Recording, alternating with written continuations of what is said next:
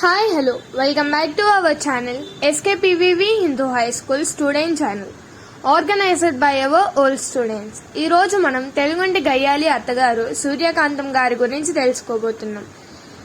ప్రసిద్ధ నటుడు గుమ్మడి వెంకటేశ్వరరావు ఒకసారి టెలివిజన్ ఇంటర్వ్యూలో తాను హాస్యానికి సూర్యకాంతంతో స్వయంగా ఇలా అన్నానని చెప్తాడు.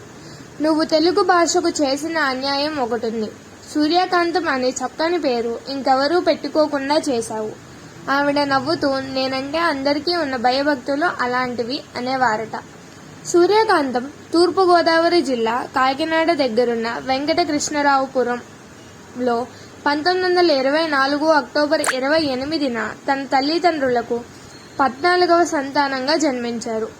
6 ఏళ్ల చిన్న వయస్సులోనే పాడటం, నాట్యమాడటం, నాటకాల్లో నటించడం నేర్చుకున్నారు. పెరిగే వయస్సులో హిందీ సినిమా పోస్టర్లు బాగా ఆకర్షించాయి. సినిమాల్లో నటించాలనే కోరికతో చెన్నై చేరుకున్నారు. మొదట జెమినీ స్టూడియో నిర్మించిన చంద్రలేఖ సినిమాలో డాన్సర్గా అవకాశం వచ్చింది. అప్పట్లో నెలకు 65 రూపాయలు జీతం ఇవ్వబోతే నిర్మాతలతో తన అసంతృప్తిని తెలియబరిచిన మీదట 75 రూపాయలు చేశారు.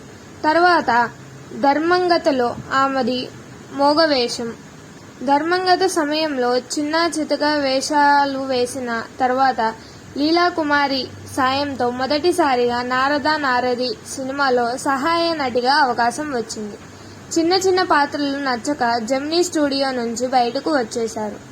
మనసులో బొంబాయికి వెళదామని ఉన్నా అందుకు ఆర్థిక స్తోమత సరిపోక ఆ ఆలోచనను విరమించుకున్నారు.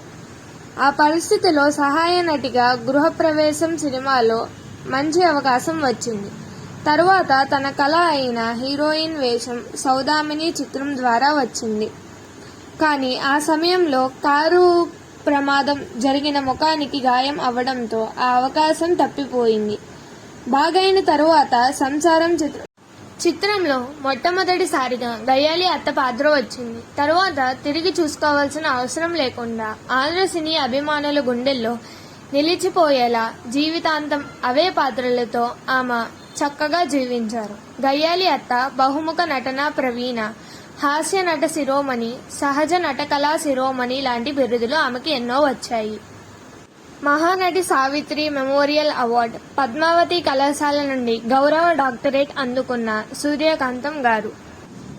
Thank you for watching this video and please do like, share, subscribe and comment to our channel. Thank you.